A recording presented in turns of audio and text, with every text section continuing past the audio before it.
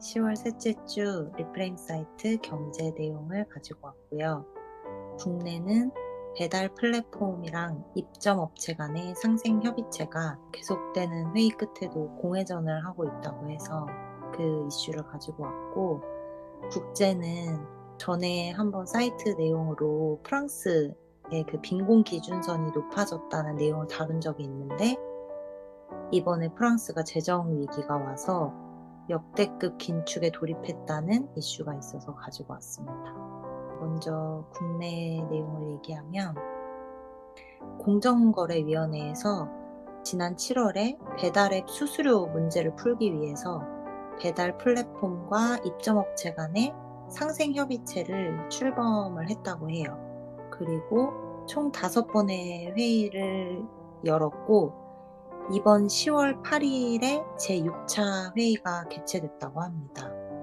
여기서 중요한 사실은 이렇게 계속되고 있는 회의 끝에도 아무런 소득이 없다는 건데, 일단 이번 6차 회의 때 다뤄졌던 내용을 살펴보면, 배달의 민족이라는 그 배달 플랫폼에서 이 수수료 때문에 계속 문제가 되는 거거든요. 배달 수수료 때문에. 그래서 그 수수료에 대한 부분을 입점업체의 매출액이 하위 20%에 해당하는 그 업체들에게는 2%의 수수료를 부과하고, 상위 60%에는 기존에 부과했던 것과 같은 9.8%의 수수료를 부과하고, 그 사이의 구간에 존재하는 업체들은 4.9%에서 6.8%를 적용한 이 차등 수수료를 도입하겠다, 이런 방안을 가지고 왔는데, 이런 방안에 대해서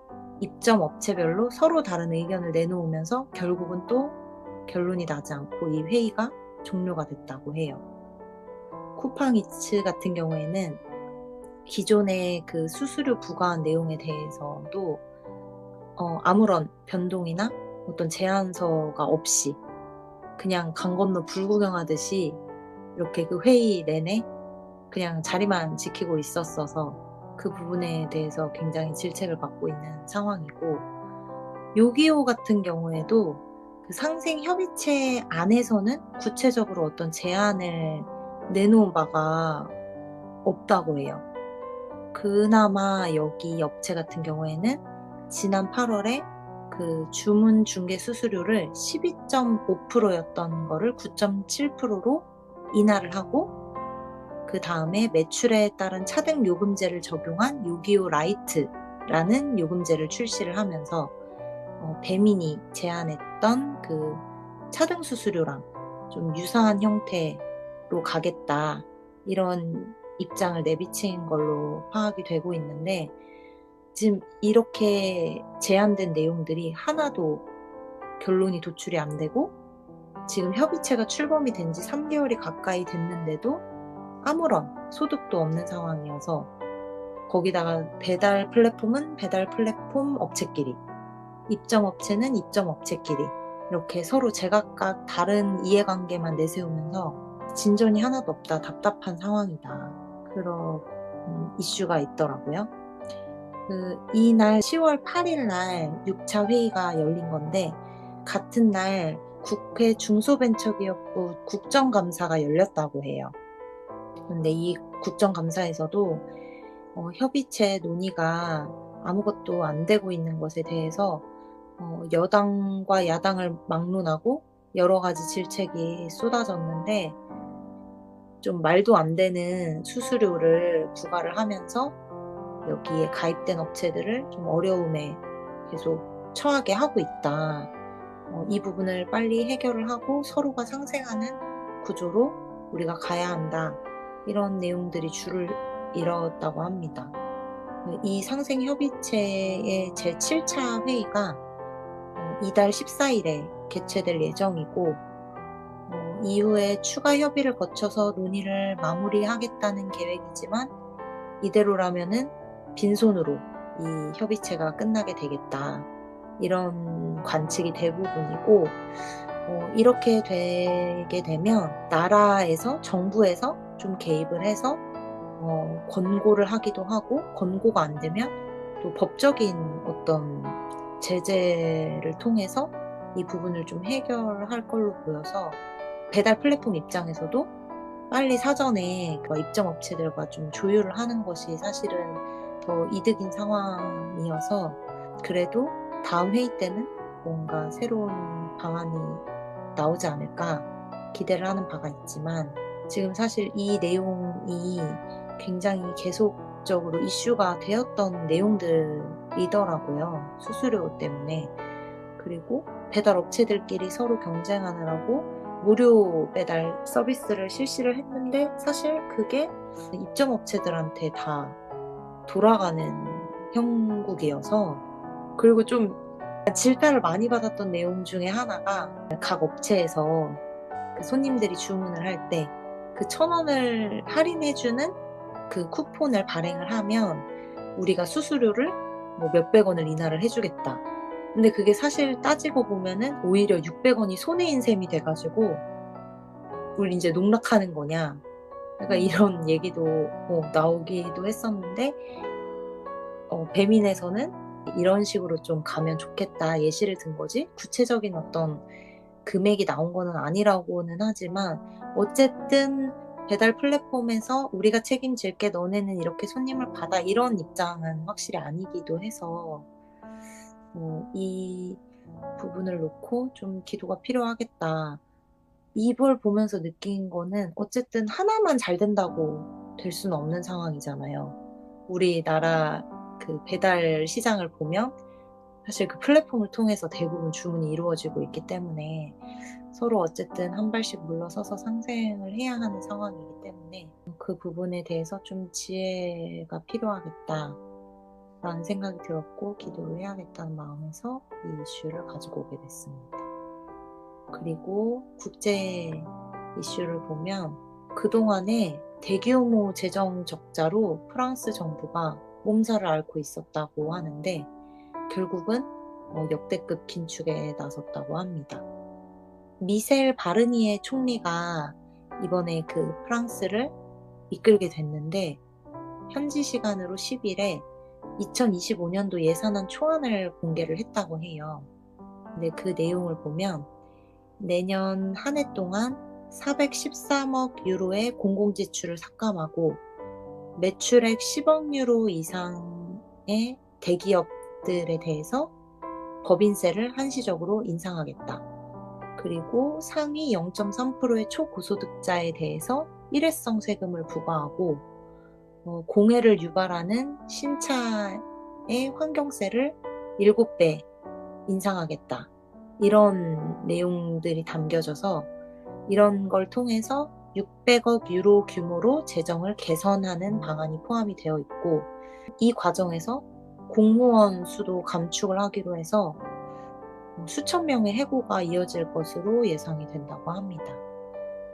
이 바르니에 총리가 말하기를 우리의 재정 적자가 심각하다면서 우리 아이들의 미래를 희생할 수 없다. 그들에게 떨어지게 될 부도수표를 계속 쓸 수는 없다면서 긴축 예산안의 필요성을 강조했다고 해요. 이 내용에 대해서 뉴욕타임스는 이번 조치는 프랑스 현대 역사상 최대 규모의 단일 긴축 조치라면서 가장 큰 조치가 공공지출 삭감이라고 전했다고 합니다. 근데 좀 그 뉴스 내용에서 살펴봤을 때 그 413억 유로라는 게 굉장히 큰 숫자인데 그렇게 되면서 지금 공무원분들도 갑자기 해고를 눈앞에 두게 되고 또 대기업 같은 경우들도 반발이 좀 있다고 해요.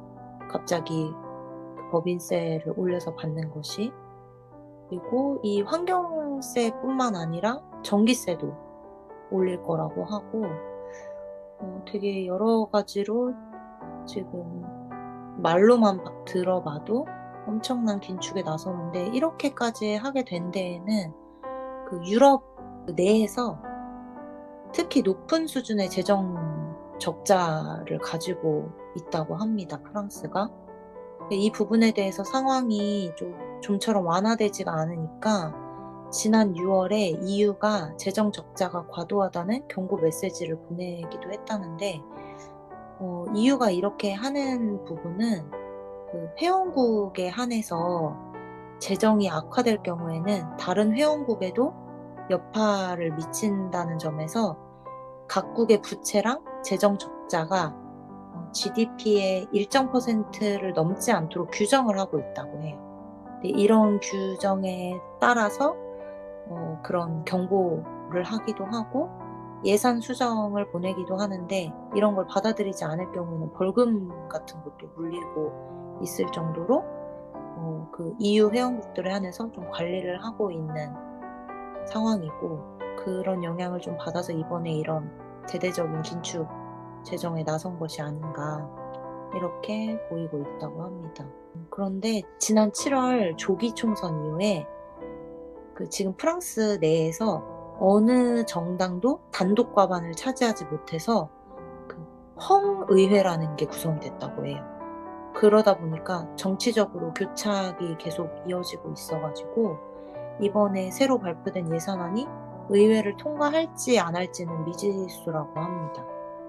또 프랑스 내에서도 이 긴축 정책이 좋다는 의견도 있지만 너무 과하다는 의견도 존재하는데, 프랑스 전 총리 같은 경우에는 이 증세 조치가 너무 많다. 그리고 마크롱 대통령이 친기업 정책을 펼치는데 그거에서 벗어났다, 이렇게 지적을 하면서 공공지출 삭감뿐만 아니라 증세 측면에서도 전기세를 인상하는 이런 내용이 포함된 만큼 기업이나 부유층이나 고소득자들뿐만 아니라 모든 납세자들이 타격을 받을 수밖에 없을 거라서 자칫하면은 성장 저해로 이어질 수도 있지 않겠냐, 이런 우려가 나오고 있는 상황이라고 합니다. 프랑스 전에도 다뤘었지만 이게 개인이 단순히 느끼기에 빈곤해졌다라고 느끼는 걸 넘어서서 나라가 이렇게 전체적으로 긴축 재정을 할 만큼 재정적인 문제가 심각하구나, 같이 기도를 해야겠다. 또 EU에서 그렇게 다루고 있는 것과 마찬가지로 한 나라만의 문제가 아니라 전 세계적으로 영향을 미칠 수 있기 때문에 굉장히 기도가 필요하겠다는 생각이 들었고, 이 국내와 국제 경제 상황을 보면서는 단순히 이게 어떤 돈의 문제라기보다는 이어져 있는 하나의 연결된 그런 관계성 안에서 문제들이 일어나고 있다고 보였고, 아직 우리나라의 배달 시장에서는 그 부분을 좀 놓치고 있는 게 아닌가. 서로 연결되어져서 서로 도와야지 말 그대로 상생할 수 있는데 그런 부분을 좀 놓치고 있지 않나, 좀 이런 생각이 들었던 것 같아요.